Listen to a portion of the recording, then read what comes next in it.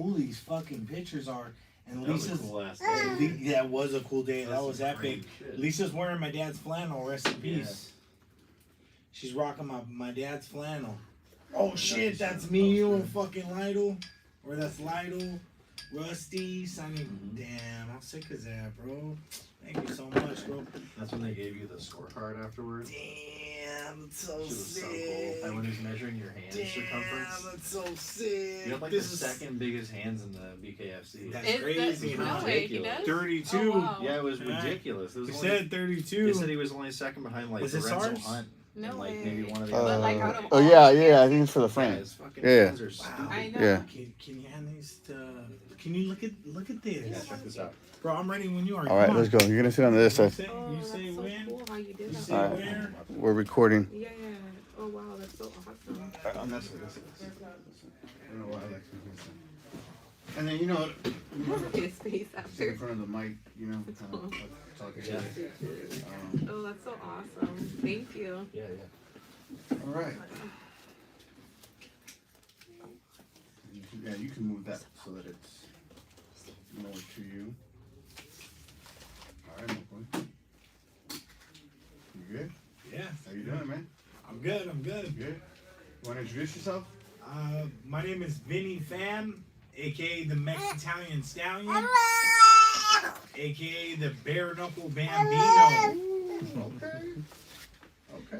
and I am a professional Muay Thai kickboxer, and now recently ventured off to bare knuckle boxing. So I'm a bare knuckle boxer. The future BKFC bare knuckle fighting champion is right in front of you guys today on the podcast. Let's go. Yeah. All right. I'm happy to be here. It's a beautiful Saturday night. I appreciate you coming out. Me, I'm Dreh. A lot of people call me Drew. I'm Dreh. My name has an H in it.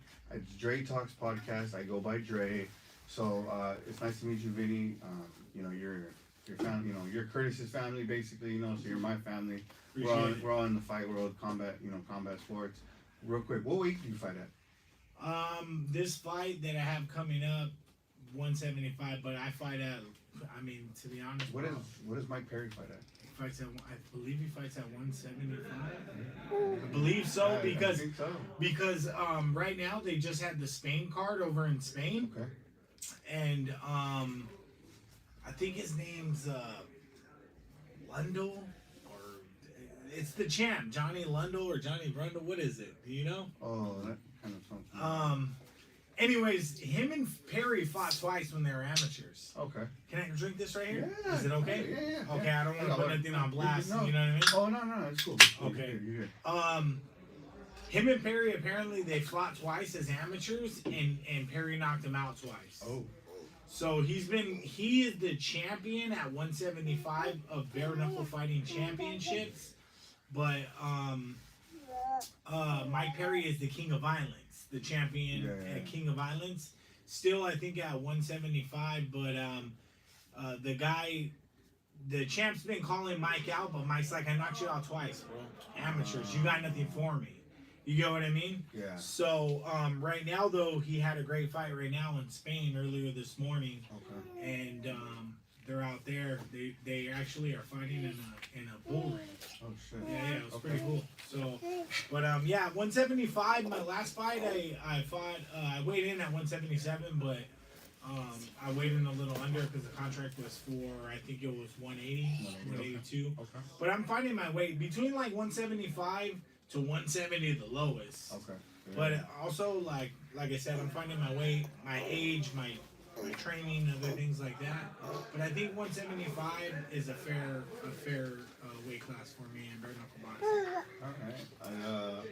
I didn't get to see your fight from this last one, but I was a little upset that Mike Perry beat Thiago Alves. Thiago, he was one of my my inspos back in the day. So. I mean, if you're like 2005 and up MMA fan, especially UFC fan, which I know I am, what introduced me into MMA, because once the UFC hit Spike TV, it's when I instantly became a fan, right? Because then it was like, oh wow, and then Ultimate Fighter and everything. But Yeah, Thiago Alves, I've been following his career forever, and it was an honor to first of all share a fight card with the legend Thiago Alves, Mike Perry, the Juggernaut Hunt, and Ben Rothwell, some real heavy hitters of MMA that I've been watching. Um, it hurt, it hurt. But I mean, also I really like Mike Perry, bro, and I like Mike Perry because where he's came from, what he's overcome, what he's accomplished. And then his family, bro. I like the family side of him. I like to see people win, bro. And I could really relate to him, I mean, I'm happy for him. But at the same time, Tiago's mom, unfortunately, rest in peace, she just had died a few weeks before that fight. Oh, shit. And he was pretty quiet about it, Yeah. And then he was laid off for about 2 years, so he had no fights. And he just came back, because they were offering him to fight Mike. So... I mean, shout outs to Thiago. I know he said he retired and he's just focused full time on coaching over in Florida at American Top Team. Yeah. And I mean, shit, like I told him, I would love to come out for a camp and work with him, Hell yeah. That'd be sick, bro. Yeah, I would. So, real quick, before we go forward, I do have one sponsor today. I got to give a shout out to my primo Jackie G at Ink Dress Art Studio. Hit them up to schedule an appointment. Looking for a good tattoo artist that specializes in portraits, photorealism, letters, tribal, Polynesian, Japanese, traditional, neo-traditional, Chicano style, black work, pointillism, and fine line work. On Dress from Ink Dress is your man, located in Lincoln Heights by appointment only.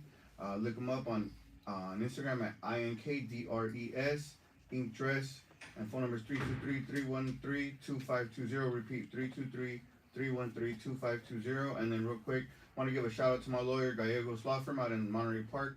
If you have personal injury accidents, hit them up, 626-576-5800. And you got to go follow the homie Rap Daily Updates. That's Rap Daily Updates with the Z on Instagram. Check them out for all your Rap Daily Updates every day. Let's go. We're here with Vinny Fam from BKFC. I'm really honored to be here with you, man. I think I had wanted to reach out. It's funny because, so shout out to Lucky and Hood Stocks, right? So it's funny because there was a couple people that I wanted to interview, right? And when the thought popped up into my head, it's crazy. It's like me and him were just like on a telepathic level. Because when the thought popped into my head, a week later, you and one other guy pop up on my feed with Hood Stocks. And I'm like, what the fuck? Like, I just thought about that, and I'm like, holy shit. But he's a good dude, and he has had a big platform. And how'd you like it? It was dope. Shout outs to Lucky. Shout outs to Hoodstock. Shout outs to all the goons. It was a dope experience. Actually, I've been wanting to get on Hoodstocks for quite a while. My wife Elise is the one that put me on it when they had I think it's Michael Chang. Is that what it is, or he's an Asian cat. I think he was wearing some 501s and some Nike Cortezes. I know who you're talking about. Yeah. I remember that. I remember. But he did like 10 years and then he got saved and he's like turning around. He's preaching. He's real good, bro. You can tell he's filled with the Holy Spirit, But I had seen it then. It was such a good podcast, and then I started tapping in and watching that podcast, and then I joke around with my girl like, yo, I'm gonna get on Hoodstocks. She's like, do it. I was like, watch, I'm gonna get on Hoodstocks, and then bam, I tagged myself in Lucky Stuff and asked everybody to tag me. They did, and he reached out and he had me on. I was promoting what was to be my second BKFC fight in August. It was upcoming, so I think I went on in July of 2024 this year. And I was going to promote the fight that I was going to fight in that Pachanga. It was going to be my second bare knuckle boxing card. And as I was going, I found out that they had to pull me off, and I wasn't able to fight. But he still had me on, and I was still waiting for an opponent and everything. But it was a good experience, bro. Real cool dude. We actually developed a real cool friendship, and I got a lot of love and respect for Lucky and Hoodstocks and everybody out there. That's what's up, man. Hell yeah. Shout out to Lucky and Hoodstocks. Now, you're a BKFC fighter. You're a professional Muay Thai. And did you ever do MMA? I didn't do MMA. Okay. MMA was the goal when I first started training martial arts. Okay. And then I just... I kind of started a little late in my career, right? Like 25. Okay.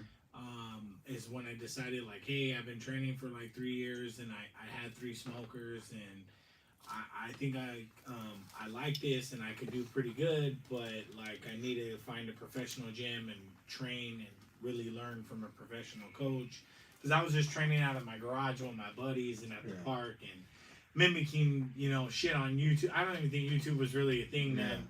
It was like 2010, 11, and then in 2013 I had joined King's MMA in Huntington Beach under Master Rafael Cordero, and I found myself there, and that's where I represent from of my lineage of training Muay Thai.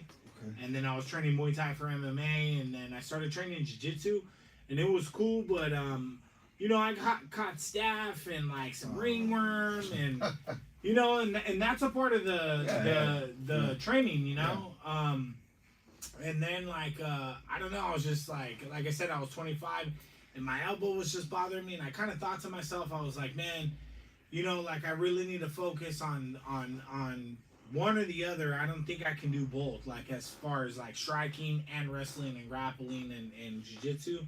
And I was like, I thought at the time that I was a little, more excelled in kickboxing or Muay Thai. So I was like, I'm just going to focus on that. And then like, I really fell in love with like, K1, Glory, that type of style of striking, like real aggressive Ramon Deckers and K1 kickboxing style. So that's what I wanted to mirror my fighting style, like, you know what I mean? And I just started gunning for Muay Thai, some Muay Thai and kickboxing, and I was entering the local Southern California brackets, like all the promotions, and I was like, all right, the first one I'm going to attack is IFS, which is the international, the International Fight Showdown, which is a legit one. Like if you fight Muay Thai or kickboxing or whatever, like the IFS had a lot of champions to turn pro and actually get into like the UFC and Bellator and other organizations, and I was one of them as well, So I hunted that down for about 3 years, became champ, and then I started gunning for some other local promotions like USKO and some other ones that were just popping off, like trying to start off, and then finally Fighters Rep, where I ended my amateur kickboxing career, and when I won the IKF West Coast title. Yeah. I fought Anderson Silva's son. Oh. And I was a big underdog, and God bless us with the victory, and I knocked him out in the first round and went viral. Really? Yeah, and that was that. I knew I was ready for pro, so then the pandemic happened, and then I didn't think I was going to fight again. Or no, I'm sorry, the pandemic happened, and then I fought him, like when the pandemic kind of was opening back up, for fights. I was like thirsty for a fight, and I got paired up with him, and then it happened to be for an IKF West Coast title, and I was like, all right, let's do it. And I took it there, and that was it. So I decided to follow kickboxing and Muay Thai, and I don't know, maybe I'll fight MMA. Like, I'm still down to fight MMA. I'm still down to fight MMA, because, like, I want to fight every martial art at least once, Right, But, like, if they could pair me, like, versus another striker. Yeah. Where it's kind of like agreed, like, yo, we're gonna stand and bang. You know what I mean? I just so I do reffing, judging, and inspecting, right? I just reffed and judged for IFS. Okay. For MMA, most of the time I'm doing inspecting, right? And I worked a fight a couple months ago where the fighters were like, oh, hey, telling the referee, just so you know, we agreed on no takedowns, all stand up. I was like, I didn't even know that was a thing. Like, I mean, you don't have to tell us. Like, it's not like if you tell me you guys agree to no takedowns and then you take each other down, we're not gonna stop the fight. It's MMA fight, bro. Like, that's between you two. Like, you guys want to like just scrap, then scrap. But don't. I mean, that's Yeah. But they were like getting real like, oh, well, he agreed to. He said no, stand up, and I'm like, bro, this is an MMA fight. Like, yeah. You know what I mean? But I mean, I know there's plenty of fights, even in the UFC, where guys just bang it out. You know, they're not gonna take each other down. You know. Yeah, definitely. I mean, hey, if you take me down, fair game. You know, like you said, it's MMA. Yeah. It's mixed martial arts. Yeah. Like, you know, I might just hit you and you be in another world, and then you're taking me down, or vice versa. You know, I get dinged and all of a sudden I become a wrestler. You know. Yeah. Oh yeah. Yeah. You know what I'm saying? But I think MMA will be in the future. Right now, my goal is bare knuckle boxing. And I mean, before my career is over, I would like to fight 4-ounce Muay Thai. Okay. Because, you know, Muay Thai is my first martial art. I have over like about 20 fights Muay Thai kickboxing. So, you know, I would love to accomplish that and put that on the bucket list for fighting, and MMA as well. Okay. So, you know, you never know. That's right. So I want to take it back a little bit. Now I know it's not a therapy session, right? No, But I feel like. So I mean, I fought, right, and I feel like what led me to fighting. Well, I guess I'm just competitive, but part of my story, like growing up, was like I got bullied a lot. You know what I mean? And I lost a bunch of fights, right? And then one day I was like, well, I want to fight now, you know? So like, kind of like, if you want to tell a little bit of like your story growing up, you know, if you don't mind. Yeah, and share a little bit about, that. Yeah, so like a little background on me. My mother is Mexican and my father is Italian. Mm-hmm. So that's where I get the nickname, the Mex-Italian Stallion. Because I couldn't just represent one nationality, you know. I had to represent both. But as I grew up, I moved around a lot for a good majority of like maybe from like 3rd to like 8th grade, 9th grade. Just moving every year, moving to a different neighborhood, making different friends. And at that time, you know, we ran the streets. That's what we did, right? Like, and not in a bad way. I'm not saying like, you know, getting in mischief or trouble, but like, you know, I mean, man, remember when we used to, I don't know if you remember, but I'm going to expose my age. Like, we go and play 21, you know, with the basketball, or we play like, you know, horse. Some football, some horse. We're riding bikes. We're going from store to store, you know, just to do it, you know, breaking food stamps to get the quarters to play, you know, arcade games at the laundromat, like things like that. So, you know, where we lived, I lived in many different cities, from Azusa to Belinda to West Covina to Montebello to Riverside to Ontario to like Pomona, to many different cities where I was the new kid, you know. So not only was I the new kid, but I was the new güero, or the white boy, right? Like, so where I lived is very Hispanic dominated areas, and you know, the guys just want to get over on you and punk you around a little bit. And like, I never understood, because I just wanted to kick it. I just wanted to play or hang out, you know. I was just trying to not be at the house. And sometimes you ran across that and it didn't make you feel too good. And I remember getting bullied as well, you know, which I think all kids might go through, at least young kids, you know, and they have to figure it out. And it's like, a lot of times you're confused why, and you don't know how to shut down the situation where you're being bullied or pestered, or, you know, they're just messing with you, or, you know, there's like an alpha chain, like with males, at least, like, and with males, there's an alpha chain, you know, and like all these kids, they hit a certain age, I'd say about 9, maybe 11 to 12 or 13, where they want to figure out where they align in that alpha chain. And, you know, if you get one kid that's bullying everybody and they're scared of that bully, well, they just want to impress that bully and not be bullied by him. So they're going to try to bully you, and shit rolls downhill. So, you know, usually you're the new guy or whatever. They're giving you a hard time. And with that, you know, I caught it a lot. And then eventually I ended up sticking up for myself, and it wasn't that bad, right? Like, you know, when you get bullied and then you pop the bully in the nose, or, you know, you throw down after the adrenaline dies and you're done crying, once you get home and you're by yourself, you're like, all right, that wasn't so bad, you know? And then, you know, you get in a couple fights, and then all of a sudden it's just like you meet more people that are just like those bullies throughout the time of being 9, 10, 11, 12, 13, 14, 15, 16, 17. And you're like, oh, I've met you before. I know how we got to handle this in order for us to be friends. we're gonna have to fight because that's what you want from me. You know what I mean? I can tell just by the way you're all over me. So then you fight, and then people learn to leave you alone. Yeah. Right? And they're like, hey, don't mess with that guy. That guy will back his shit up. So I learned how to do it, and I wasn't a tough guy, but like eventually after so many fights, like in the streets or in the neighborhood or whatever, like I wasn't scared to do it either. So even like with me, I'm like, hey, even if you kick my ass, I still stood up for myself. So usually they're less to bully you when you stick up for yourself, because they're like, hey, that guy will put up a fight. Like even if you beat him up, he's still gonna put up a fight. So usually bullies are cowards. They want to bully somebody who's not gonna stand up for themselves. So that's how I learned. And then later transition, I'd say the first time I ever did martial arts, I never played sports.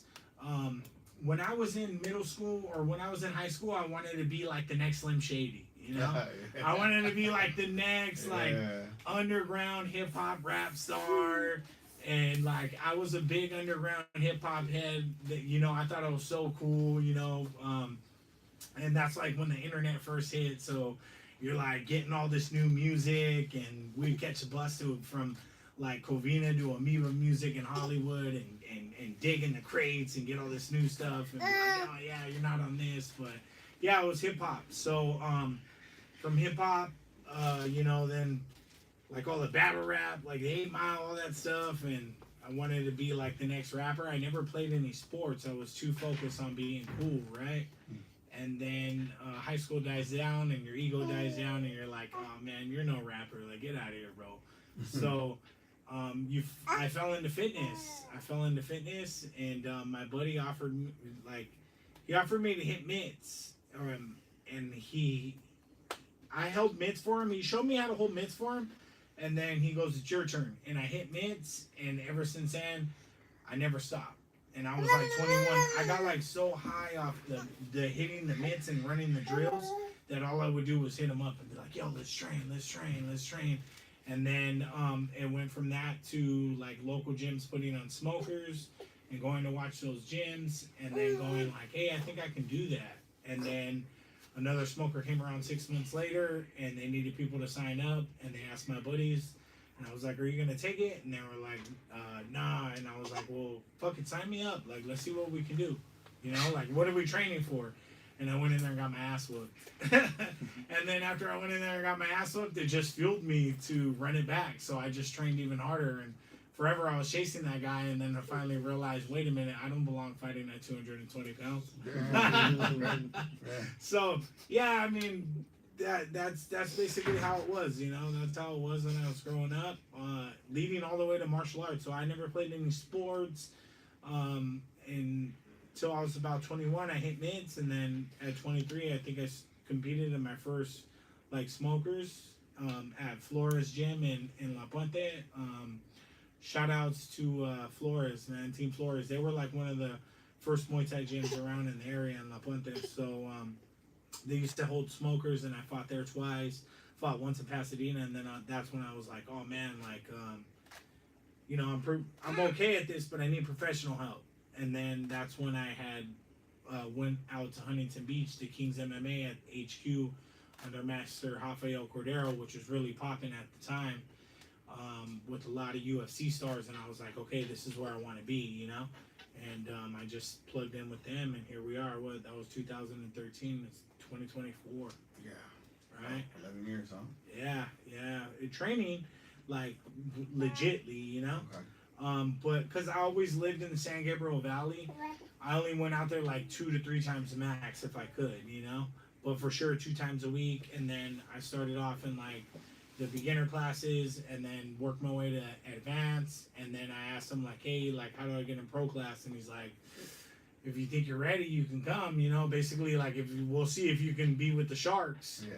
And then I was really psyched out for a long time in my head about it. And then finally I seen some guys like in the gym pics, and I was like, hey, that guy's in like the beginner class, or that guy's in like the advanced class. I'm like, if that guy can go, I can go for sure. So then that gave me the courage to go, and then that was it, man. I started training in pro class and built my whole life around it for like a good 4 years, And then I started just competing all in the amateur circuits, like the local circuits.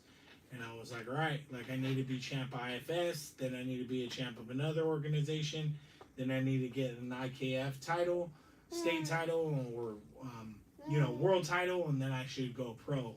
So that was my whole plan, and that's basically how I ended up, chasing this dream right here. My coach was a champ at IFS, Ben Jones. Yeah. That was my, I don't know if you know from the den. From the Den. Yeah. I've heard of the Den. Yeah. What's that at? Yorba Linda. Yorba Linda. Yeah. A couple of guys that are good train out of there. But I'm sure you've seen Ben Jones somewhere around the circuit. But he's a good guy. Shout out to the Den. Shout out to Ben Jones. You know what's funny? How you're saying like you didn't play sports, right? Growing up, I played like baseball growing up. I played like volleyball my senior year of high school, right? But I was never really good at sports. And I wasn't the best fighter in the world, but when it came to fighting and training, like everything just like clicked. Like my body was like made for it. You know what I mean? Mm-hmm. I'm sure you can identify with that same thing, right? Yeah. Yeah, I guess so. I mean, I wasn't the best like as far as it, but I think maybe it's like I hate to always put the labels on it because like the generations put the labels on it now, especially like, oh, I got ADHD or I'm a little spectrum, but I'm like, shit, I was spectrum before there was even the term spectrum then, like because when I nerd out on something or I get into something, I get really obsessive, and I get really like I need to do it and I need to rep it out and that's what you need to do, like in order to be good at anything, right? Yeah. Repetitions, yeah. But like especially in the combat sports, like repetitions. So I would go to King's MMA twice a week, and I would learn there and be next to the pros and like Lyoto Machida, Rafael Dos Anjos, Benil DeRouche, Nolan Tickman, Paul Song, Corey Kelly. A lot of dudes like Shogun would come through, Vanderlei, a lot of guys that were like, I didn't even know who they were. They would be like, hey, did you see so-and-so? And I was like, no. They were like, oh, he's from the Ultimate Fighter. There's a lot of big names like Mayhem Miller. And I'd be next to the mat, like sharing that energy with them, moving next to him, running the same drills, stuff like that. And eventually it rubbed off on me, And I would go there, I would learn the drills, I would perfect it, I would push my hardest there 2 times a week, and then 4 times a week on my own, I was working it on my own. And that's what I mean by like the repetition and, your body just clicking with it, and just throwing it over and over and mimicking the movement and mimicking the patterns and really being obsessive with my guard and where my hands are when I throw them, when I bring them back.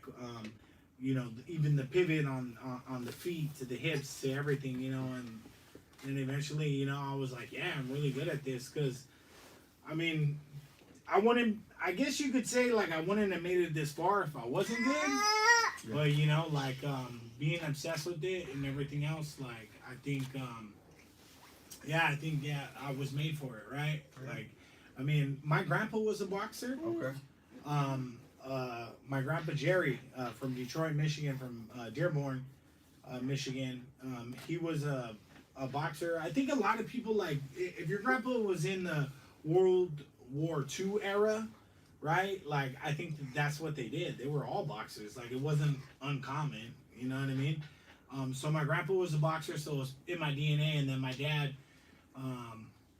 was like the freaking the ghetto.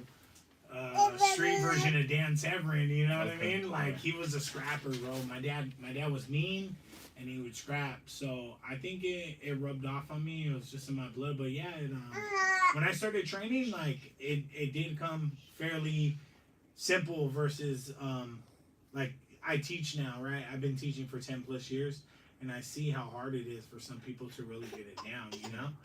And then, like even working in the trade, like right now, I just got in the Sheet Metal Union, Local 105. My dad's a member. Really? For a long time. No way, bro. Look at that. Small world, huh? Shout out to your pops, bro. My dad's a tin knocker. Yeah, tin knocker, bro. So he's still part of the union. He pays his dues, but he works for the Navy on the Navy weapons base in Seal Beach now. So he works. So he's still part of the union, but he also works for the government doing HVAC.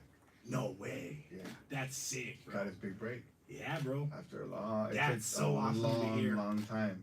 I think they had said that they had offered him a job like at the county jail, like Okay. being maintenance there. But he was like, I don't think I want to be in there all day. You know, that'd be a little depressing. Yeah, no, for sure, bro. Yeah, There's the energy but- that carries Well, you yeah, there, man. too. Who do you work for?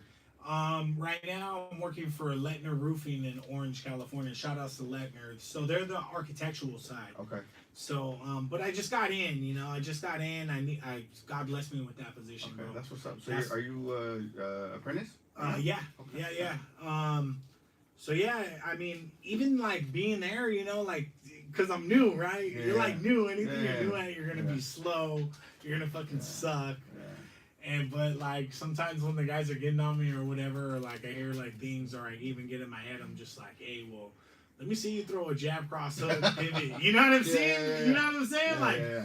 let me show you what I really Yeah, like yeah. can do like really good. You know, like you can do that good, and I get it. Like you're good at welding and you know the machine, the press, and everything. But like, let me show you like jab, cross hook, slip.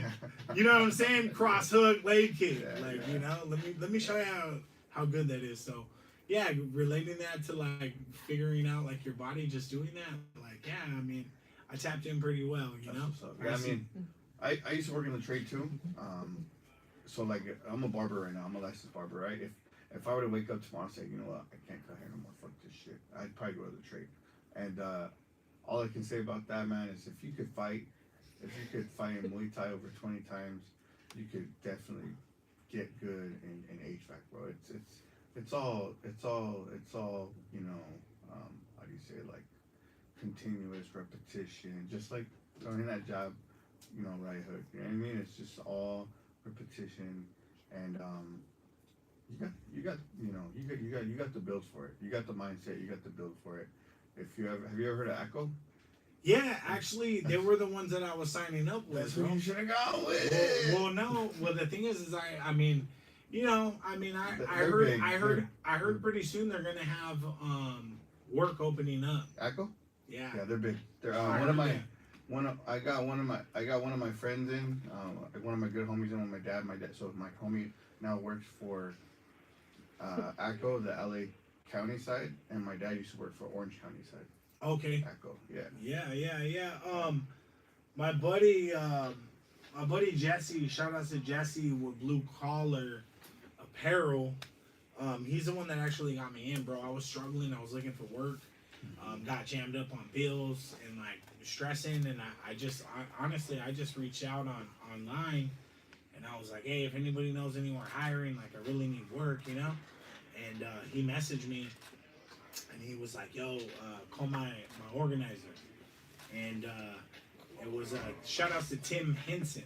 It was Tim Henson. He's the organizer right there for Local 105 in Glendora. Yep. Yeah, and I called him, and it's such a small world, bro. He knew my dad.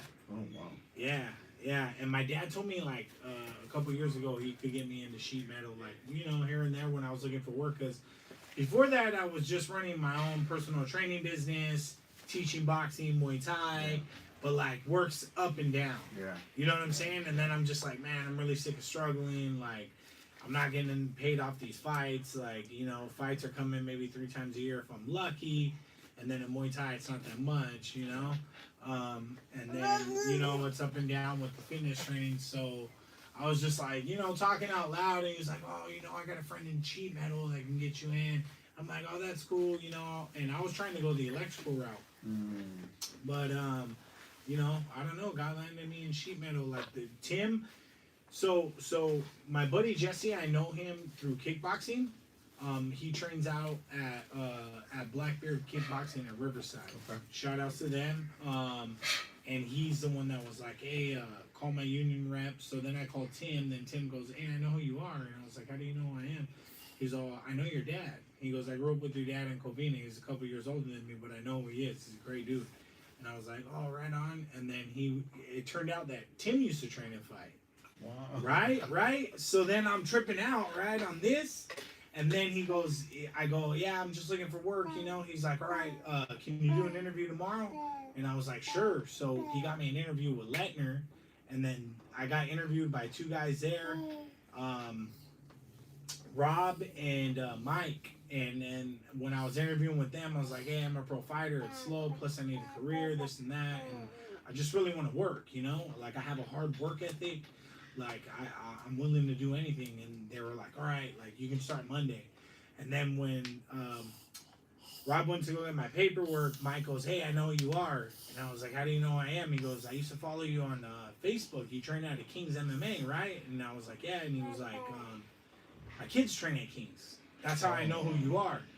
And then I was tripping out, and I was just telling my wife, I'm like, man, like, trip out on this, because I was just going off, you know? Like, I have a love and hate relationship with fighting, like, because of all the hard work that I put in and all the dedication and, like, really feeling like it never paid off for me. You know what I mean? Like, I never got the break that I wanted to get. And I was just like, you know, I'm sorry for cussing so much, you know? But I was just like, man, you know, fuck fighting. It didn't give me nothing but injuries and fucking the politics, and they don't want to let me fight certain guys, and people are bogarting promotions and dudes from me, and I could beat anybody, and fucking wasted my time doing this, you know? And then to get plugged in with the union like that, all through fighters in a triangle, and I was just like, you know what? Sorry, I take that back, guys. Like, you know, like, I take that back. I love fighting. And then not only that, like, look at, now I'm getting such a big opportunity with the BKFC, you know? Like, this is just starting to pop off. Connor just became an owner, a co-owner. You know what I mean? Is Mike Perry part owner too, or does he have a stake in it? I think what it Something is, like that? I think what it is when he says he's an owner, I think, I don't know, right? But I think, like, people own, like, shares of the company. Right? I think that's what it was, because that whole thing that happened with Connor after Perry lost to Logan Paul, whatever his name is. Jake Paul. Jake Paul. They were like, Connor and Mike were going back and forth in tweets or something like that. Yeah. But somebody was like, I don't think he can fire Mike because I think he has stake in the company. And someone else was like, no. He owns shares in the company. Yeah. But like, I don't think he's like an owner. Connor's the one who's like part owner of the company or something like that. But, yeah. I don't know how deep it gets, but I know that Connor tweeted at him like, you're fired, you're a bum. You know, all this stuff, right? I think Connor should fight Jake Paul then if he's talking all that shit. Yeah. You know what I'm saying? Yeah. Or now this is just me going out on a limb here. I think Connor should fight Perry in bare knuckle, and if Perry wins, he keeps his job. Yeah. They can make so many spins off that, right? Yeah. And we would love to see it. Yeah. Like, just as a Mike Perry fan, as a Connor fan, as a combat sports fan. Yeah. Like, who wouldn't love to tune into that? But yeah, I don't really know how deep it gets with that. I just know, like, Connor tweeted like, oh, you're fired, and then when they asked Mike about it in a press conference, he goes, he can't fire me. I'm an owner of the company. Yeah. You know what I mean? But I don't really know how sour that got, like, with his loss to Jake Paul. I don't know if it was all, you know, theater as well. I mean, all I'll say is, win or lose, I mean, I don't know. I'm pretty sure Jake, not that I have anything against them or for them, but I'm pretty sure Jake Paul's on steroids, right? He's a big boy. He looked big. Boy. He better be. For being that big, he better be, right? He looked a lot bigger than Mike. Yeah.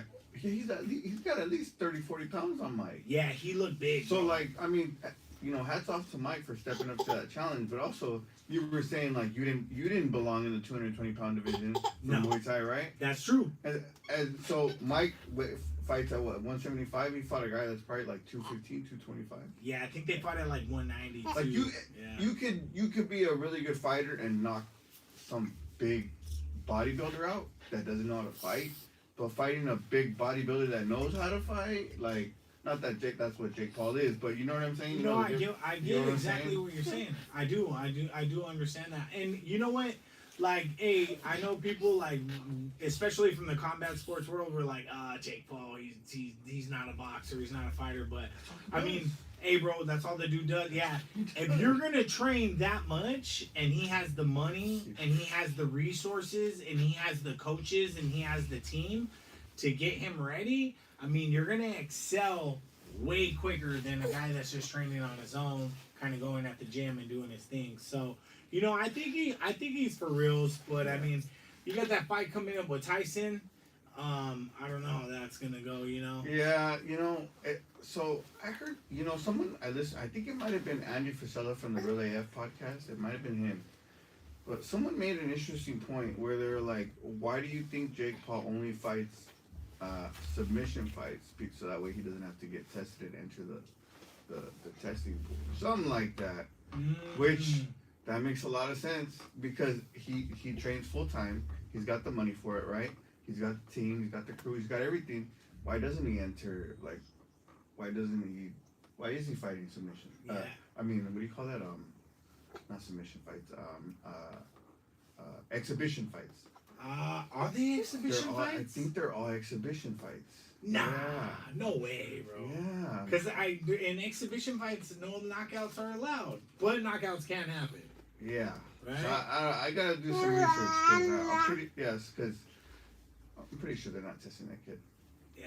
I mean, hey, if I had all the money and I could do all those extra supplements, I would too. Shit. I mean, here's the thing, bro. If I was on steroids, I'd be juiced to the fucking gills, bro. To the tits, Fuck that, bro. I mean, he's not that. I mean, he's not. Yeah, he looks fat buff, but he don't look he like doesn't fucking Rocky 3 and shit. So, you know what I'm saying? So he has the money, but maybe he doesn't have the discipline. Like, he has discipline, but maybe he doesn't have like that real fighter mentality discipline that guys like Thiago Alves and Mike Perry have. Yeah. Because that's different.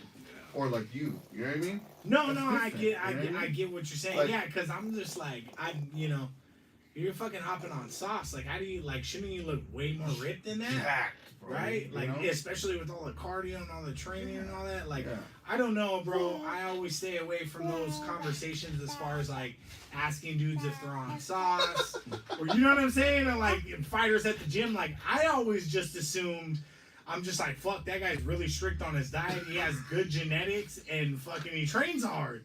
And then you kind of like hear leaks and things like, nah, bro's on the sauce, bro. He's on the sauce. And I'm just like, I don't know, bro. You know what I mean? I just thought people would like work harder than me or something, you know? But yeah, because I don't know, if Jake Paul's on that shit, then Yeah, maybe he needs a better diet coach. And he needs a better supplier too. Maybe. Yeah, maybe, right? He's getting some Fugazi batch of whatever he's I getting. don't know, too much estrogen in the belly. Mhm.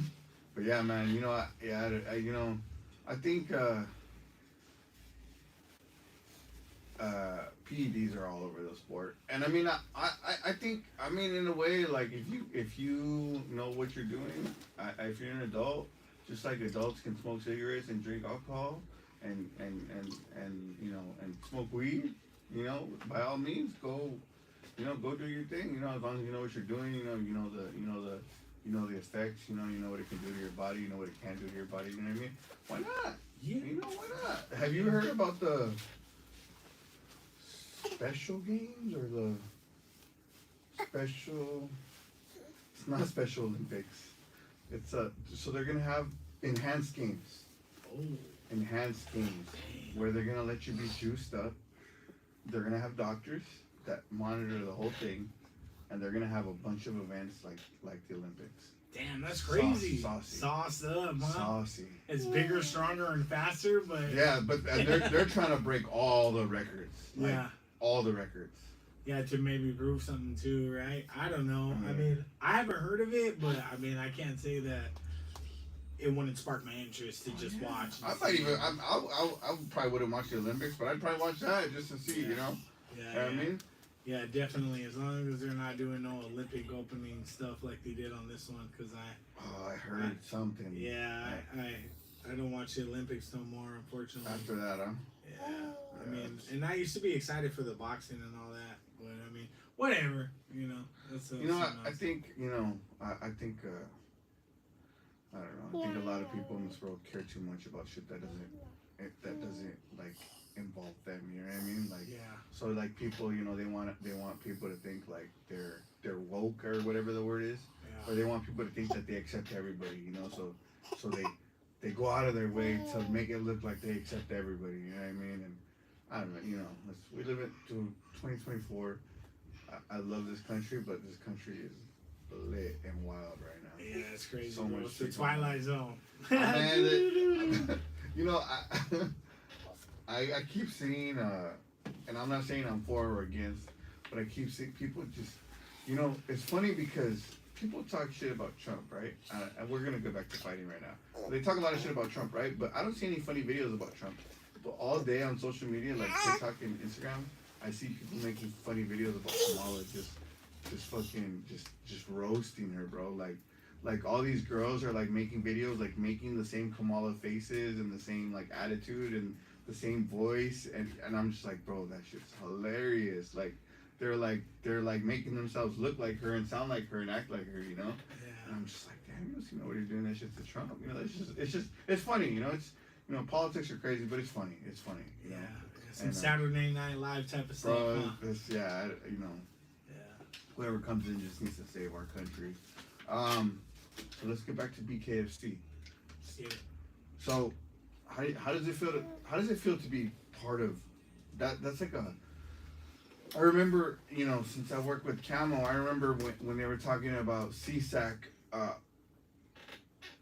being, part of BKFC and allowing those fights. That was big. I think that was big. Yeah.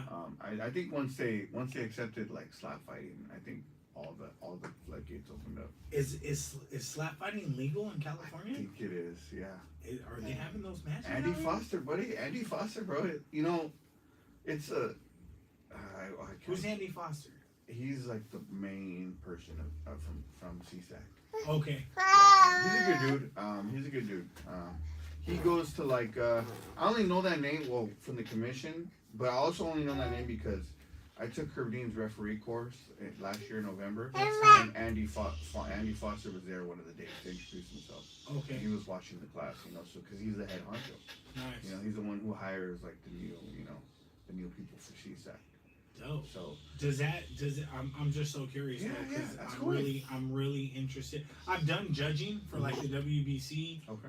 and in Mexico, and I've done some judging like here or there, like in other little promotions. But what Herb Dean's course, does that cover you with like kickboxing or Muay Thai? Or? So I think Herb Dean's course is MMA. Now I want to say something because I've been meaning to say this. Sorry. So look. So I hear a lot of people like. Respect to Joe Rogan, but even Joe Rogan, people on his show, they're like, oh, what are these judges thinking? They don't know what they're talking about, this and that, right?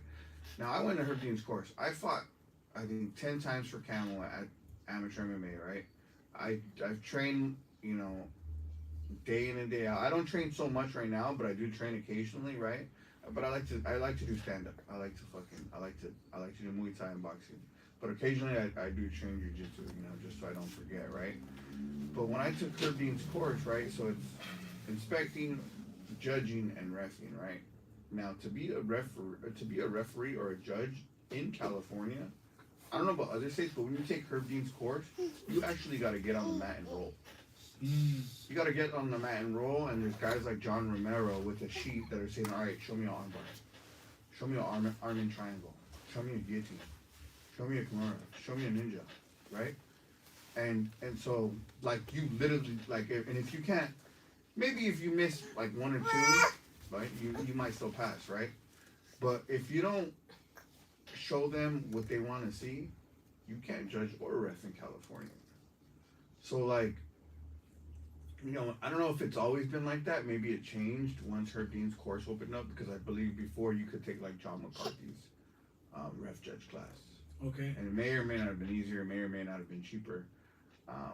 But now, like a guy like me, I took his course. I didn't pass. So now I gotta train maybe for another 6 months. I get inconsistent. I should be going every Monday to train with Ben Jones, right? But sometimes I just want to do stand up, so I don't do jiu-jitsu. So, like, if I were to go back to jiu-jitsu for like 6 months straight, at least once a week, right, and then go back to Herb Dean's course, I'd pass for sure. Okay. For sure. You know what I mean? Yeah. For So sure. they got the standards are high. They are very high. Yeah, That's at least awesome. in California they're high. I mean, that's awesome to hear. Yeah. Just even, and you know what though? Like, putting respect on Herb Dean's name, like, I wouldn't expect anything less. Right. That's why I asked, because I'm interested, I'm already thinking about, like, all right, what happens after I'm done transitioning out from fighting? Yeah. I want to be a judge. I want to be a ref. You know what I'm saying? I still want to be a part of the fighting world. You know, okay, so you've done IKF and IFS Pro. You probably know Mark and Angelica Reyes. Yes. Yes. Okay. So for Muay Thai, judging and reffing are probably different. So for that, you might want to talk to them. Yeah. Yeah. No. They could probably plug you in like ASAP. They know you. Yeah. You might not even need to take like. So for us here in California to be licensed to ref and judge, you got to take Herb Dean's course. But I don't know if there's stuff like that for kickboxing or Muay Thai. Yeah. I Well, mean, you know the sport. You coming teach from the sport, we need some good judges and for some sure. good reffing there going on, And I think just in my opinion, as an amateur fighter coming out of California that's been in the organizations and promotions, and as a pro fighter, I think that putting a pro fighter there that's been there and been through the trenches would make sense. Hell yeah. You know what I mean? So something to be talked about in the future, and that's why I asked, because I was curious, because I did see when Herb Dean had that course going. That's in Pasadena. I think it's like every 3 months, something like that. Every 3 to 6 months. Yeah, because I even thought about it. I'm like, man, maybe I should go do that. Hell yeah, bro. I mean, the sport needs good judges. Yeah. So I want to say one more thing about this. So okay, so say you see like a big MMA fight, right? And you see a split decision. You're like, what the fuck was that judge looking at, right? Or what fight was he watching? Honestly, sometimes like, whether it's a cage or a ring, like you might just be on the opposite side of some other action where like you see something totally different. And so like sometimes people think that the judges are full of shit, but it's just like your angle is different from his angle, and his angle is different from my angle. My angle is different from your angle, and like from every angle and then I think being a fighter too, it kind of makes, like when I do like shadow judging, right, for MMA, it kind of makes me not biased, because you can't be biased, but like as a former fighter, when you see another fighter in a position where you're like, well, that's not doing shit, but it's still like a dominant position, and you're judging on like effective grappling, effective striking, and it's an effective strike, but it still didn't do nothing. You're like, I don't know if I would score that way. You know what I mean? Yeah. As far as instead of someone else who took the course, passed the course, but has never fought in a cage or a ring, right? And doesn't have that actual physical experience, where they see a punchline and they're like, oh, that's gotta hurt. That's effective. Yeah, exactly. You get what I'm saying? I mean, before I found out, I thought every judge is supposed to be somewhat like. I thought there was credentials, which is good to hear about, like, or like a criteria of like, hey, you need to know combat sports. You can't just be any Joe Schmo off the street, take this course, and then all of a sudden you're a referee, or it qualifies you to be a judge or something. But the sport's still growing, right? Yeah. And I'm sure people drop in and out, so sometimes you might get one that's a little more experienced or maybe trained martial arts, and another one that didn't. But I mean, it's also good to know that that's why there's certain standards and the criteria of being a ref or a judge. But like even like Herb Dean's course, that's making sure that they're more than qualified. Yeah. Just not passing them like, oh, you paid me a couple $1,000 here. Yeah. You know what I mean? Which is, I think, what people think. I think, and that's what people think happens. You know what I mean? But the commission is very like close knit and real tight, to where like there's not really room for any of that. You know what I mean? Yeah. I mean, maybe it's happened in the past. I don't know. But I know some solid judges like Mike Bell, Chris Crail, John Romero, all of them, and they just judge based on what they see. You know what I mean? Yeah. And it's not, that like the commission, like it's not, like someone's not gonna pay you enough to jeopardize your spot. Especially for CSAC. CSAC's hard to get into. Yeah. Some people wait years. Some people volunteer and work shows for years before they can even get offered a position, because you can work with CSAC and volunteer for like 3 years, but if there's no open spots, like as an inspector, you can't even they can't even give you the job until someone retires out.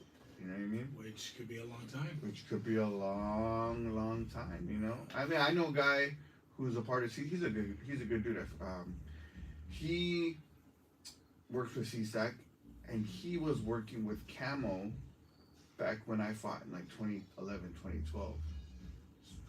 And so and imagine how long he had probably already been in the sport before that. You know what I mean? So that's at least almost 20, 30 years in the sport. Yeah.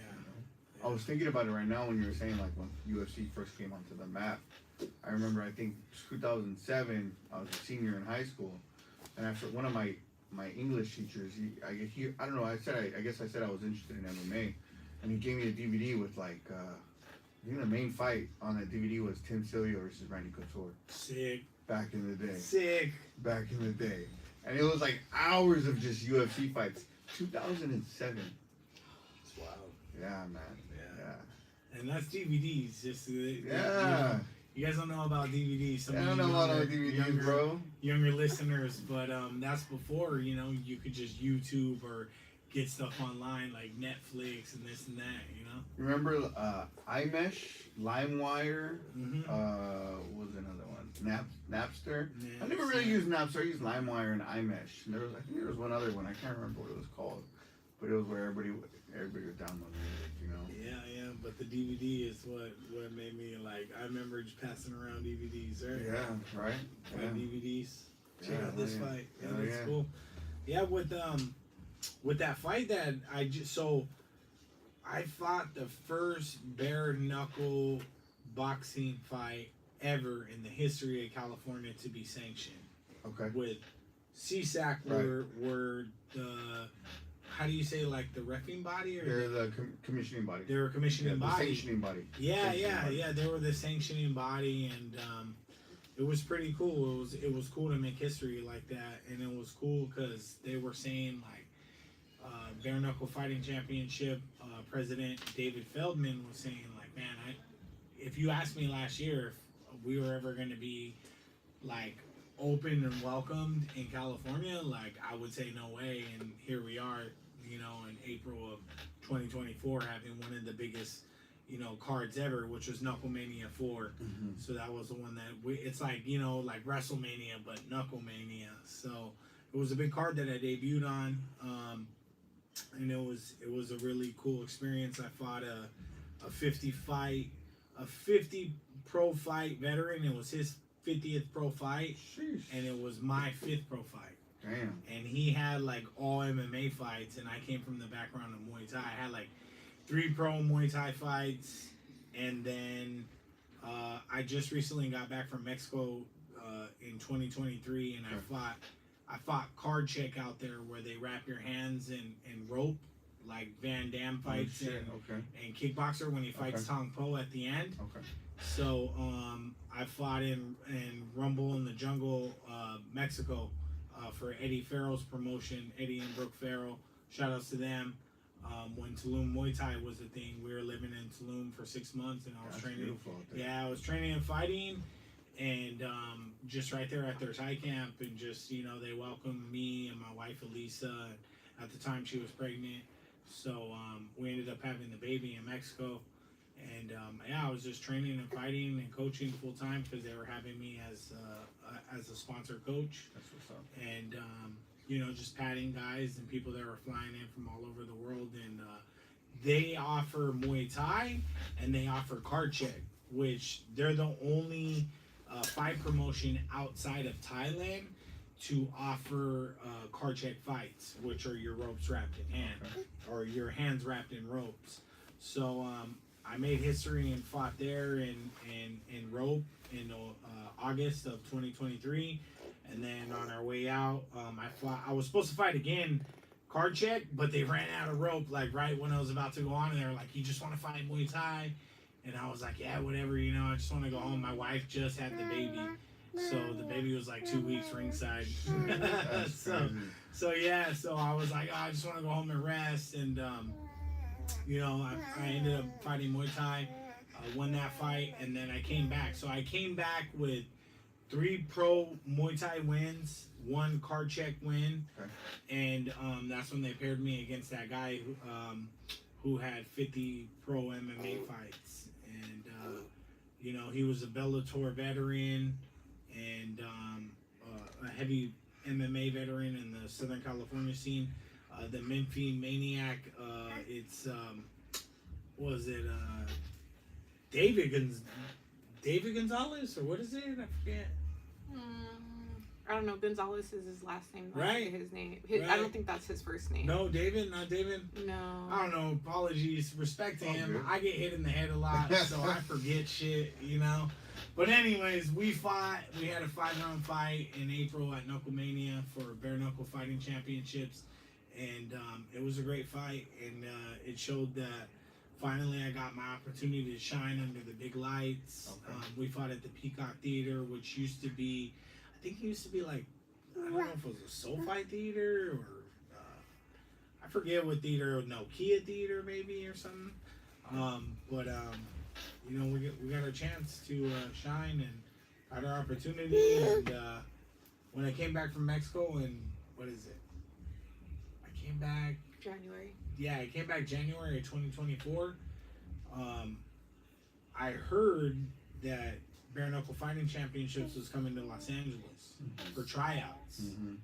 So I was like, man, like maybe we should go try out. And I went and tried out, and What they have you do, like spar or like actually fight someone? well, right there they didn't have the insurance Okay. to have sparring. It was at Brick House Boxing in North Hollywood. I think it was an insurance deal, Okay. but I think there was no sparring. It was just more like drills, bag work, a lot of like camera work, introducing yourself, seeing how you were, photos, you know, what's your background, and it was kind of like there was like a little segment of like it was like kind of Ultimate Fighter-ish, you know, like being judged and having judges. It was a cool experience, but I was waiting for them to call me back, and then I didn't think they were gonna call me back. 2 months went by, and then like the phone rang, and they were like, "Hey, we want to get you on this card in California. Like, are you available?" And I was like, "Yeah." And then they paired me up, and we ended up fighting, and we won a unanimous 5-round decision. Damn. Yeah. First fight, 5 rounds? Yeah, 5 rounds, bro. I danced 10 minutes with that dude, and that dude was no joke. Like, he was seasoned, and he had a good game plan. Were they 2-minute rounds? Yeah, they're 2-minute rounds. Yeah, they're 2-minute rounds. 5 2-minute rounds. Every one? Yeah, Okay. yeah. Which is, I know other organizations do 3 minutes, but they do 2 minutes, probably just, you know, banking on, probably because of damage. Yeah. You know? I mean, yeah. You know, it's funny. I didn't working in the sport and you know paying attention to like fighting. It's funny because I felt silly recently because when you hear bare knuckle fighting championship, right? I assumed it was bare knuckle MMA, Yeah. and then I saw the Thiago Alves fight, and I was like, wait, what? I was like, it's boxing. I was like, oh shit, because like I mean, boxing is fighting, period, right? But also, like, when you hear the name bare knuckle fighting, I'm thinking they're doing bare knuckle MMA full on. You know what I mean? And then that's when I seen that, and I said, oh, okay, it's bare knuckle boxing. Okay, cool.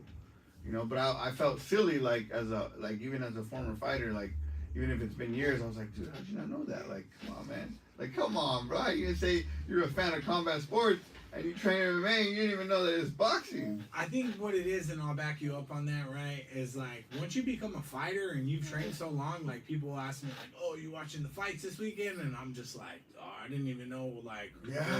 I didn't even know there was fights. Who's fighting? I'm you know? working at fights. Yeah, you know what I'm saying? I'm like, I don't know, bro. I'm training for a fight. Like, I'm not really watching a fight unless it's like super big, like the one that passed with Jones and that was sick. That was sick. with no, Roundtree, Khalil Roundtree. Did I say Jones? Alex. Alex Pereira versus Khalil Roundtree. That Yeah. was Yo, amazing. shout outs to Khalil, bro. I know I've been following Khalil's career since I was even before I was even an amateur fighter. Like, and watch him fight here locally in Los Angeles, because I believe he's from Gardena. He used to work at the OTM right there in Torrance. Okay, on the mat. Yeah, and he's a cool dude, but he has a lot of experience. The guy's seasoned. He's been training for a long time. Like, he trained at Black House with like Anderson Silva, Lyoto Machida, like all the Brazilians passing through right there, and all the strikers. And that dude, I'm proud to be a fan of him. Like, you know, he don't know me like personally, like on a personal level, but I mean, like I said, bro, I like to see people win. Yeah. You know what I mean? Yeah. And like I watched that dude, I knew like he'll be back, bro. Yeah, he'll be back. He had I've watched that dude knock a few people out. Yeah. Like, and I mean, look at even in the UFC, I didn't know he's been in there since 2017. But yeah, that was a great fight. He did great. But I mean, Alex Pereira is Alex Pereira, right? You know, when I seen the weigh-in, no, it wasn't the weigh-in. The press conference before the weigh-in where they faced off, right? When you watch like what's it, UFC Countdown, or when you watch all the highlights and you see all the commercials, right? Khalil looks like a really big dude, and he is a big dude. Don't get me wrong, he is a big dude. But when I saw the press conference and the stare down, and I saw him next to Pereira, I was like, oh no, he's not that big. Not compared to Alex Pereira though. That's a big dude, bro. Bro, you're not lying. He's a big dude. Because I've stood next to Khalil like Yeah. in person and chopped it up and everything else, and he is a big dude. Yeah. He's big, bro. Yeah. So like for Alex to make him look I small, was like, that says whoa. that says a whole. and that's not why the fight happened the way it is. Nah. But I did notice, and I was like, okay. I was like, when I saw that, I said, okay, distance might be an issue in this fight. Yeah. Right, you know what I mean?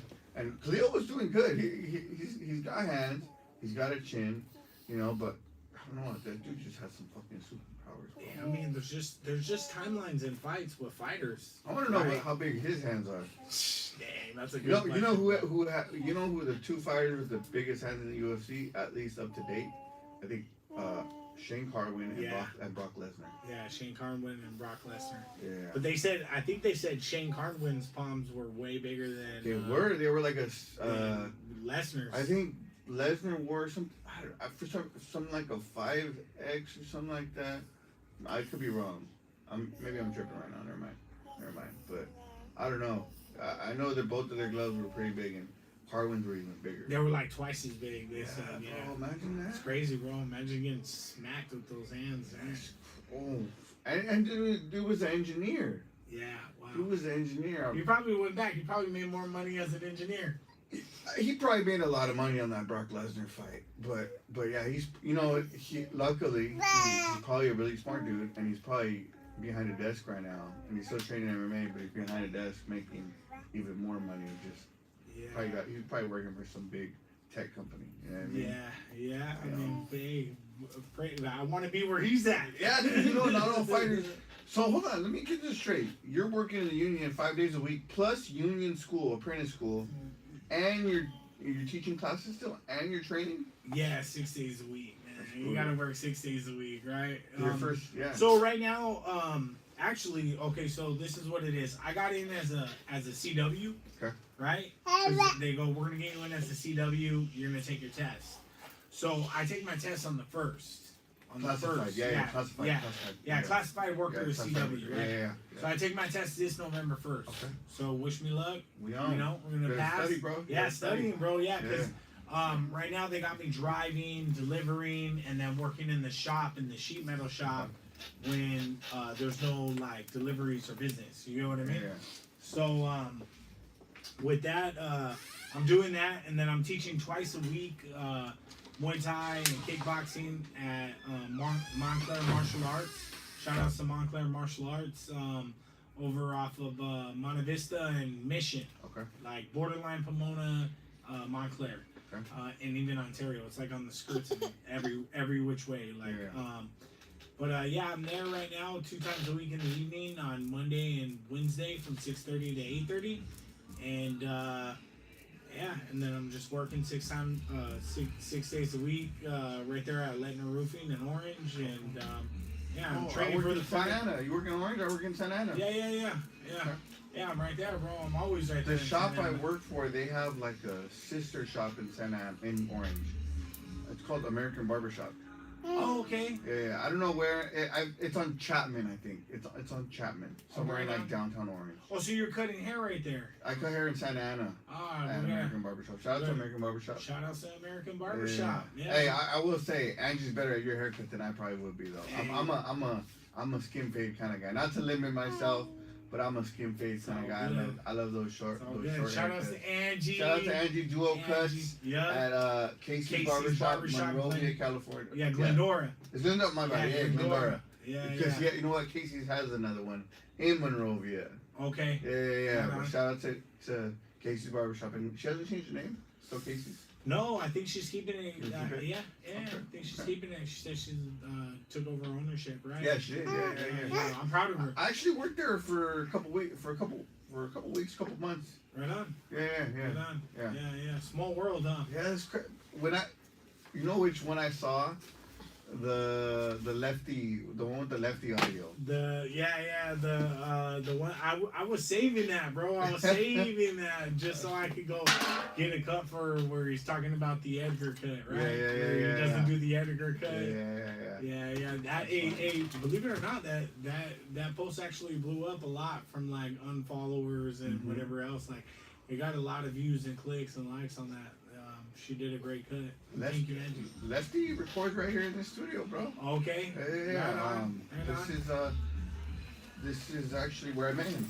I met him here at the studio. Couple rooms, couple doors down.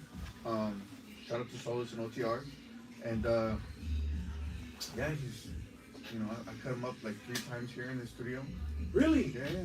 Oh, that's dope. Yeah. I didn't know that. Yeah. Nice. A couple of his videos probably got me like, maybe, I don't know, 50, 60K, but the real one, have you heard of Chico on us? I'm pretty sure you got Yeah. Lucky had him on, right? Yeah, he was just on there. That was a great So podcast. I have a video with him where I cut his hair, right? And that video on Instagram got me like, maybe like 800K. On TikTok, that shit got me over 1 million. And it's still going up. Damn. Yeah. TikTok hits like that, huh? Yeah, it's funny because I'm not gonna make a living out of creating content, right? And I'm kind of over it. I used to post a lot of like gym motivational videos. Now I'm just over it, I get it, bro. It's fucking. But I was like, my goal was to hit 1 million views because I thought you get paid, but you have to have like 10,000 followers and then have like hella views. You know what I mean? So now I'm like, whatever. If I get them, I get them. If I don't, I don't. I ain't tripping. You know what I mean? But yeah, like Lefty and Chico, they got me hella views. Bro. Shout Shout out to them. Shout out to OTR. Shout out to the Wrecking Spot. Got a couple more questions for you. So let's see. Who has been the biggest influence in your career? Like, not only family, but like what fighters also? And I know your biggest influence is right here. What's your daughter's name? Genesis. That's right. Genesis Okay. is baby Genesis. In the background. beginning. Yes. In the beginning, there was Genesis. Yeah, that's You know? it. Yeah. I'm blessed with that. So yeah, that my wife Elisa, my baby Genesis, they're inspirations for me. But as far as like fighters, when I first found fighting, when I first wanted to do Muay Thai, was honestly when I watched when I watched Vanderlei Silva, Ty Clinch, Rampage Jackson. Oh. Yeah. Pride. And I watched that and I just went, shit. I was like, I want to learn that. Right. You know what I mean? Right. I just thought it was so badass, bro. Yeah. And then watching all of his highlights. So I would say Vanderlei Silva is a big inspiration to me. Okay. Then, Chuck Liddell, right? Yeah, If yeah. you want to talk MMA, like, I'm going to talk like the OGs of like the early 2000 era, which is Vanderlei Silva, Chuck Liddell, right? Randy Couture, like the Rampage Jackson, guys like that, And then in the Muay Thai scene would be Ramon Deckers, what's his name?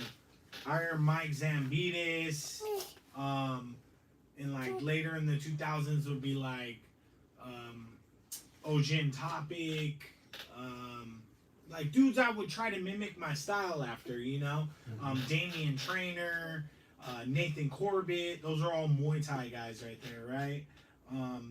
And then, of course, my coach, Master Rafael Cordero, who was the head coach for Shooter Box in the Pride Days, and then the head coach at King's MMA, all my teammates there on and off through the years.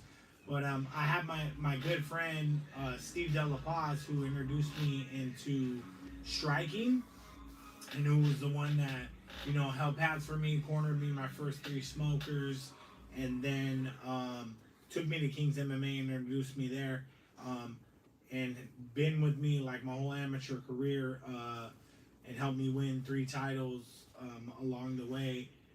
Rest in peace, Steve De La Paz. Big inspiration for me. I just wanted to prove that we could do it, and he was my best friend, and he believed in me, and I was just trying to show him that I could do it and inspire him as well. Oh, yeah. And rest in peace. I got him right here, tatted on my arm right here, holding the 3 titles that we obtained: the IKF West Coast title, USKO title, and the IFS title. Okay. All right. So, we had like 17. I think I'm 10-5 in amateur, like semi-pro kickboxing and Muay Thai, and he helped me win all those titles. And then on my pro debut, I think it was 2022. The beginning of 2022 in February, I missed weight by like 4 pounds. First time I ever missed weight, and I don't know what it was. You know, sometimes I guess learning as I'm getting older. Sometimes your body lets go. Sometimes it doesn't.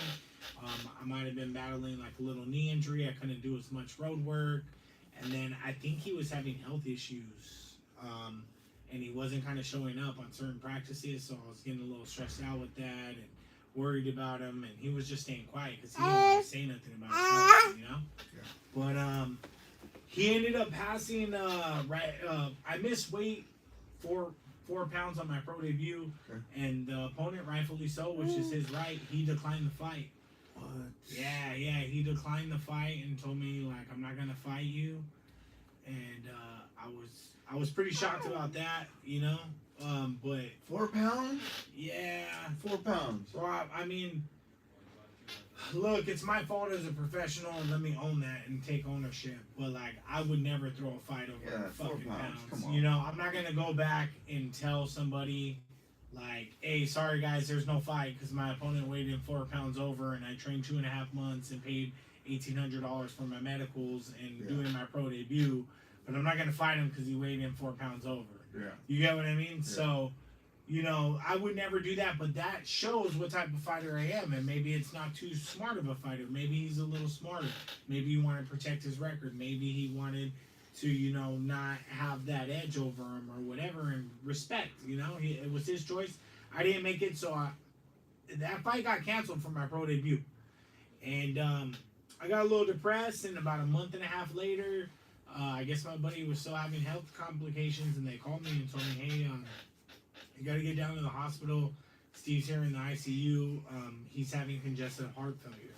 And it blew my mind because, you know, a lot of people, right, they ask, I mean, not trying to bring anything up politically, but like, did he get the shot? You know what I'm saying? This or that. And I was like, no. And, you know, he was a little overweight, but he was losing weight. But, you know, like, I don't know, just something happened to his heart. I personally think it was stress. And it went. And he went, man. And when he went, it broke my heart. And that was in 2022 of March. Okay. And then so March, April, May. I think about the end of May or June, I got offered a pro debut again for WCK Muay Thai for Dennis Warner production in Burbank. And I signed and I trained and I made my pro debut and I won by 4th round knockout. That's right. And I dedicated the fight to Steve De La Paz. And, That's right. and every fight that I get going on, I dedicate it to Steve De La Paz. You know what I mean? So, kind of a long story of sharing, you know. I mean, we're right here on the podcast. We're not a time limit, but yeah, that's a big inspiration for me. And it's not only an inspiration from the beginning, but it carries on even to my next fight. You know what I mean? I think about him, and it gets hard. Like right before camp, you know, I get a little emotional. You know, like right before the fight, because I'm like, damn, like we trained all those years to go pro. And then finally we're going to go fucking pro, and then I missed weight, and we didn't get to fight, and then 2 months later you died, and then 2 months later I got a fucking fight, and now look, I'm about to be 6-0 pro, and, you know, I mean, I won't say you're not with me, but you're not here with me physically, you know what I mean? Yeah. And that shit fucks me up, you know? Yeah. But at the same time, hey, bro, you know, that just goes to prove for me for, like, when God took him, he also did bless me with my baby Genesis Man. shortly after. Right. So it just shows you the cycle of life, and that, hey, like, when some go, some come. Mm-hmm. Some come, some go, you know. Right. And I realized like I couldn't grieve any longer than I did, and I had to let go and accept it. And you know, it's not easy, but you know, rest in peace, Steve Delafaz, and that's my inspiration even to now. So That's right. You know what's crazy about what you just said? That when one goes, one comes, right? I don't know how true that is. So I have my son's name on my bicep, Caleb, right? So Caleb, my homie, actually one of Lucky's homies from Highland Park, homie Wolfie, rest in peace, right? My son was born November 12th, right? So a week before that, Wolfie tattoos my son's name on my arm before my son's born, right? The night before my son is born, when my son's mom, goes into labor, Wolfie passes away and gets killed, and then my son is born after he tattoos my son's name on my arm. That's crazy, right? yeah. Rest in peace to the big bad wolf. But it's great, you know, when one goes, it's true. You know, when there's new life, you know, someone has to. Unfortunately, you know, when one goes, you know, the new one comes. You know, it's crazy that life. It's just so crazy. Yeah, it just shows you, you know, you got to be grateful for every day that you're here, no matter what you're going through. You know what I'm saying? Because any day could be your day to go. Like, I mean, not to talk too much about death, but my father just passed last week. Rest in peace, son. Unexpectedly. Yeah. And my father was strong. He worked out every day, 6 days a week, but then he drank like a fucking horse. So, you know what I'm saying? But he was older. He was a retired iron worker, local 416. Shout outs to them. And, you know, rebar, rod buster. It was a hard life, hard gig, but he had 2 hip replacements, so I see why he was in pain, and, you know, he would drink a little bit, but he was just from that era, bro. I think, like, a certain era, like, dads came home and just had a 6-pack and unwinded. Yeah, I mean, I think that's still the thing today. That's still, you know, I don't drink, I'm sober 100%, but a lot of guys, you know, I work in the barbershop, the guys have beers. I don't mean, like, all day, but they have beers a couple times a day, you know, and that's just what they do, you know. People just drink beer. It's a part of. Some people drink beer like it's water. Some people drink beer like it's beer. Some people, you know. Yeah, some people drink it like a fish. Yeah, some people excessively drink it. Some people can drink it. You know, me, I mean, I say sober for the most part, like, cause once I found Muay Thai and training and everything, and I realized I wanted to excel in it, that drinking or smoking weed or anything else wasn't gonna help me get to my goals of being the best, you know. But occasionally, you know, I'll socially have some enchiladas or whatever, you know. But for the most part, I'm sober too. That's but you know, my dad was just from a different animal, different era, and they called me. I was at work. I was on the delivery, and they called me through his Facebook Messenger. And I was actually talking to my wife on the phone, and I told her, "Let me call you back. My dad's calling me from Facebook Messenger." And I picked up the call, and it was his roommate. And he sounded panicked, and he was like, "Vincent, Vinny," and I was like, "Yeah." And he was like, "Hey, it's Andrew," and I'm like, "What's up?" He's like, "Man, you got to get down here. Your dad, it's not good." And I just told him as I was driving, I was like, my dad, I was like, "Is he alright, bro? Did he die?" And I was like, "Just tell me." And he goes, "Yeah, bro, he just died. I'm sorry." And I was like, "Alright, I'm gonna call my family and get him down there. I'm at work right now." But like, with that being said, like, it's just like I said, like, no matter what you're going through, you don't know when it's your time to go. Yeah. And every day you're here, it's a blessing to be here. No matter what you're going through, like, if you really look at it like that, you know? Yeah. And I just pray that my dad finally found, like, peace. Yeah. And that he's at rest now, because for a long time he was at war with life. You know what I'm saying?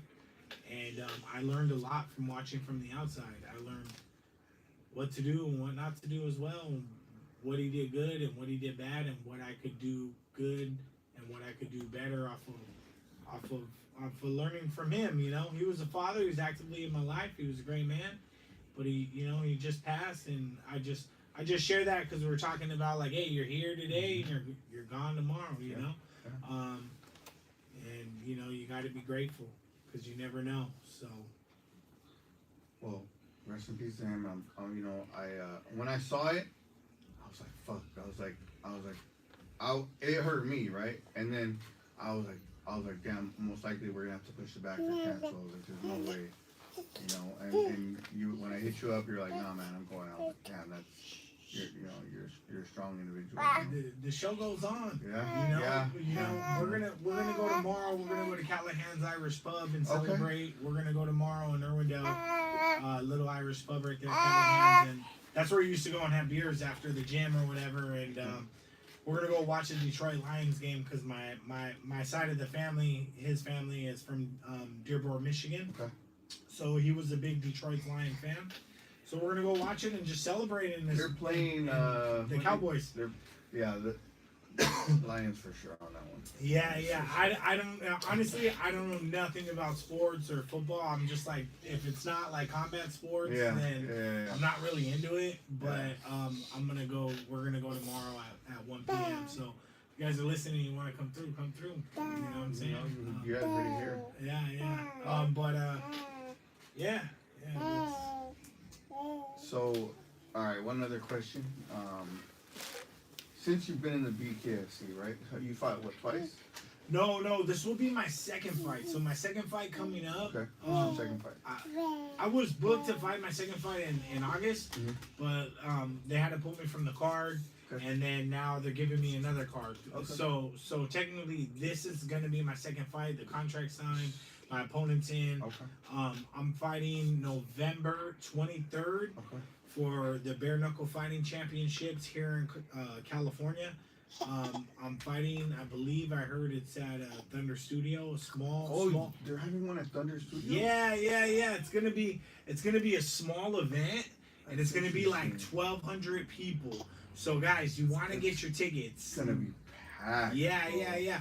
Well, hey, we're gonna let them know. We're gonna let them know the Vinny fan base because everybody's gonna show up, right?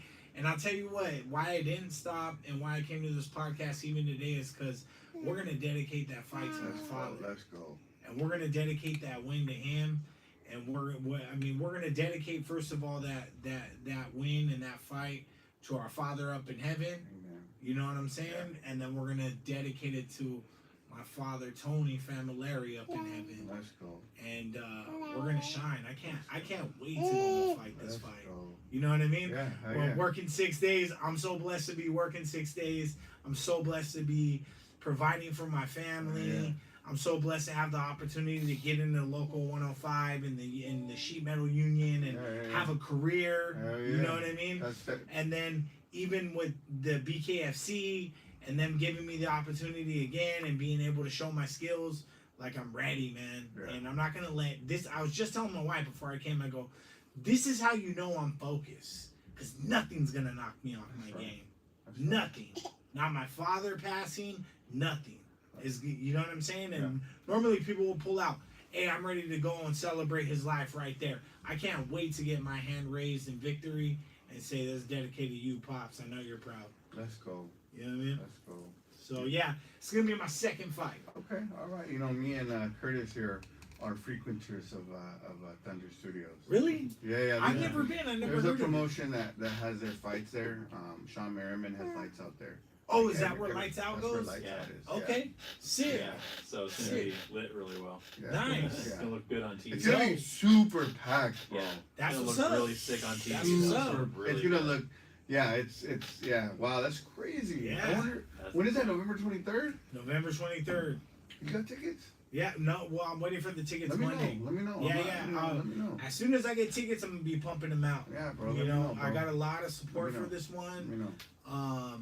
I got a lot of support. You know, I mean, and that means a lot to me, especially with what just happened with my father course, and everything yeah. else. And Yeah. you know, even with that, like, I haven't seen my kids for a couple of years. My other two kids, my Okay. son Vincenzo, he's about to be 18 in January, and my daughter Juliana, she just turned 9 in September. But I prayed that the Lord would reunite us. You know what I mean? Yep. And He would deliver my children back to me, and He did. So, and, you know, all praises to God. Like, thank you, Jesus. You know, because you deliver my kids back, and I'm able to be what I love to be, which is a father, a role model, an example, That's right. a provider, a leader, and a lot of things that my father was for me. Yeah. So, you know, I got them coming to the fight, and you know, I've always just dreamed of getting my hands raised with my kids right there, being able to see me. They're gonna run. Yep. And like to be there where it's like a big deal, like the bare knuckle fighting championship. It's gonna be really cool, you know. Yeah. So yeah, I'm excited about that. Oh yeah. I got 2 more questions for you. Now, No worries. other than November 20, other than this coming upcoming fight, November 23rd, what else are you excited about for the future? With life, with BKFC, with your daughter, with your wife? To be honest, I'm excited to, like I shared, to get into the local 105, like, and officially start my apprenticeship with passing the test. Let's go. Right. Let's go. And you know, starting the school, and then launching my Muay Thai classes to be like my Muay Thai program right there at Montclair Martial Arts. A little bit more. I'm starting a boxing class there as well. I'm excited to get more fights coming 2025 in bare knuckle boxing, and you know, bare knuckle fighting championships, BKFC, and bare knuckle boxing period. And then I was recently ranked number 6 for the WBC Muay Thai in USA. Okay. So I'm excited to get a shot at that as well, because Muay Thai is my first love, you know. That's right. Yeah. Hell yeah. And I always dreamed of, before I retired, being a WBC champion. So I think it's only right. You know, I'm excited to get that opportunity, and you know, whatever comes my way. I think with me, you know, I am a firm believer in God, and I believe like it whatever's in His plan and whatever He has planned for me is what my destiny is to be. But like, I think He knows my heart. Hell yeah. And I know my personal prayers have been answered, and I'm excited, like, because He knows my heart and He knows what I want. So I think I'll be seeing those things in the near future. And with bare knuckle fighting championships, I just want more fights and opportunity to shine, more highlights, more film time, you know, more exposure under the lights, and I'm excited to get that, you know, because I was in such a rush. I'm like, man, I already fought this other guy. Like, give me somebody in the top 5 or whatever. But they're like, hey, we're just gonna keep building you up. And I now that I see the vision and like the way that they're aligning everything, I'm okay with that. And I'm like, for sure, like, there's opportunity here. Yeah. You know what I mean? Yeah. Because sometimes, just like in life and in anything that you do, or any little worlds amongst worlds, right? Like, there's a Muay Thai world, there's a boxing world, there's an MMA world, there's a bare knuckle boxing world, there's a rap game world, a rock and roll world, whatever. You know what I'm saying? When you get into something, there's a world of it that you do. Yeah. Yeah. There's politics. You know, I don't get me started on politics, but I love talking about that shit. And I'm not, and at the dinner table, I don't give a you know, well, the thing is I'm not talking about politics. I know, you're talking about like politics. like the ones coming up, you know, November or 2024. Yeah. I'm talking about just the politics in the fight game. Like, there's a lot of politics There in the is. fight. There's a lot of politics in the fight game, like where you train at, who you train with, where have you fought, who have you fought, who do you know, what promotion you fight for, et cetera, right? Yeah. That you're not allowed the opportunities maybe as a fighter, and you don't get as many as at least you probably should, just because you're a good fighter and you have it in you. So I'm excited to be somewhere where, you know, I can work my way up, and it's still growing and it's still new, and you know, sky's the limit. Yeah. You know what I mean? Yeah, you know, I think I can probably ask my dad if he knows like what sections of whatever you should focus on for that test. Yeah.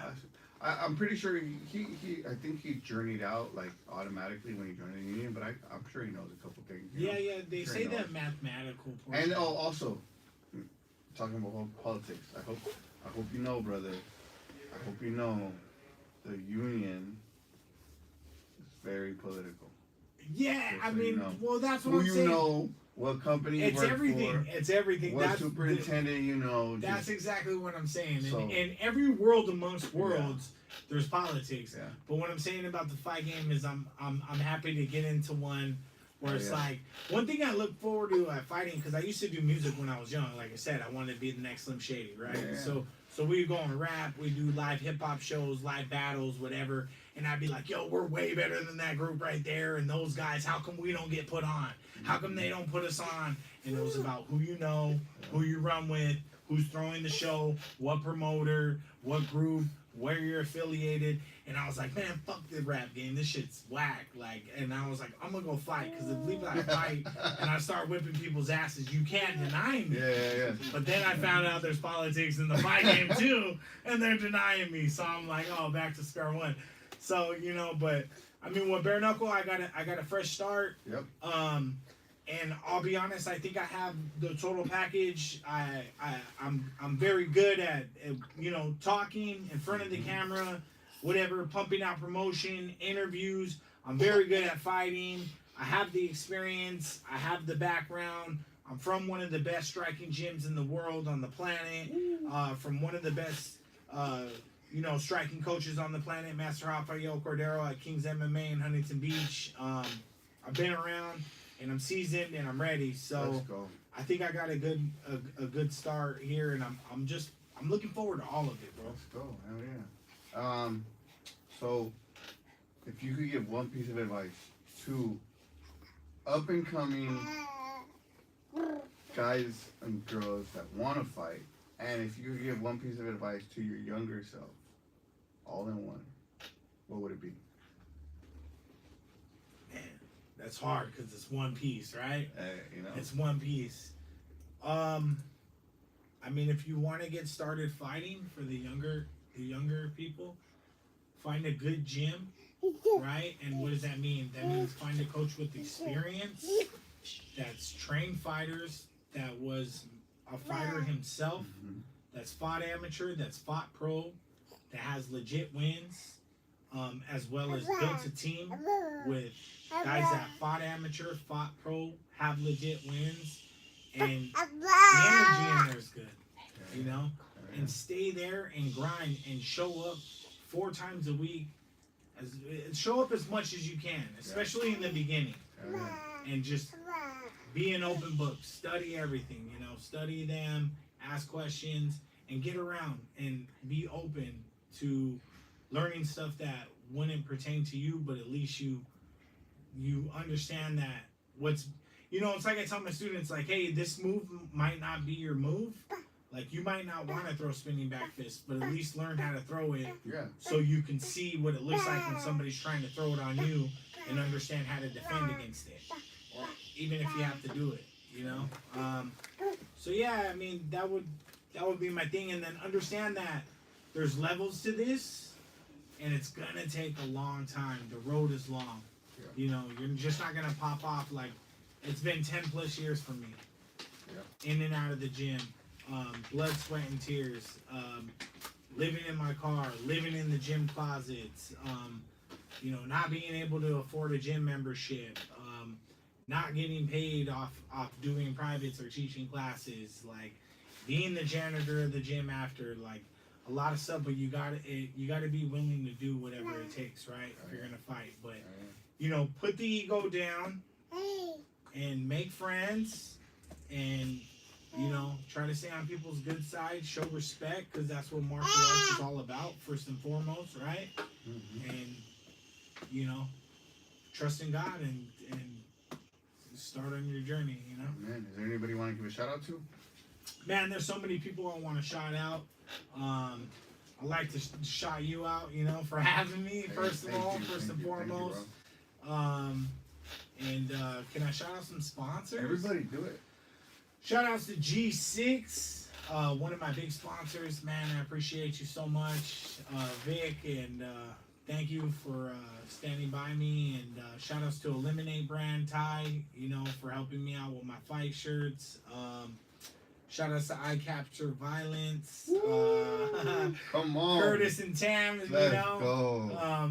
Those are my people right there, and man, there's so many people to shout out. Shout outs to Cannabis, my CBD rub and sponsor, Indo Jeff, my holistic healer and supplement sponsor. Man, I got so many sponsors. Shout outs to Caesar at Casamate Tequila. You guys got to try that organic tequila. Shout outs to Lucky at Hood Stocks. Let's go, Lucky. You know what I'm saying? What's up, Big Let's Lux? go. All the goons. Man, there's so many people, like I said, I could shout out. You know, but I didn't come with the list. But I hope I hit a Master Rafael Cordero at King's MMA. Rusty at the Shack System in Glendora, my private coach. Shout outs to crew John at Master Toddy, LA Training Center in Anaheim and in Fullerton. Dang man, I mean there's so many people. I'm just thinking. I hope forgive me for forgetting. I didn't come prepared, guys. Definition Sports Massage in Glendora for helping me out with my recovery. Train and Fuel Meals.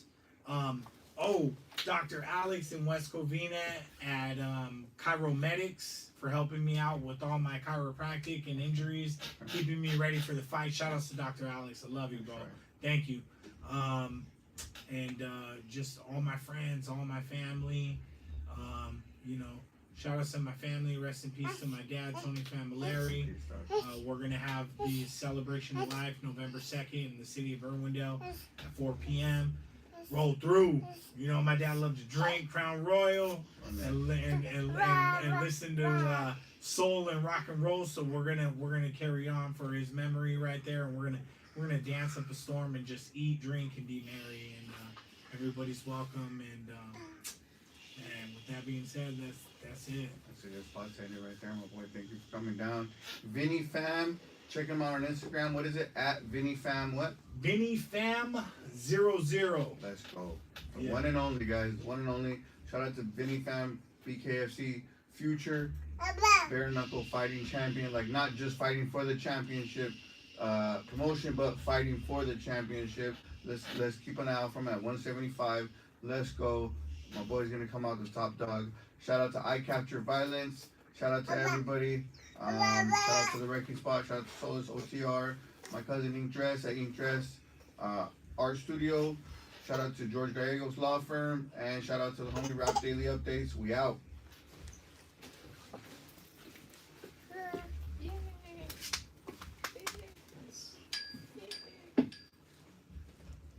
Appreciate it. Yes, sir. Yeah. Let me get pictures of you guys with the Let's get it. instant camera. Let's get it. Put Oh you guys in front man. of this purple wall here. That's a good. Get back. That'll be a good spot. I like that. I like it too. Did they come in here and record as well? Looks like it, Alright. or at least for mixing, it looks like based on the Velvet. computer and stuff.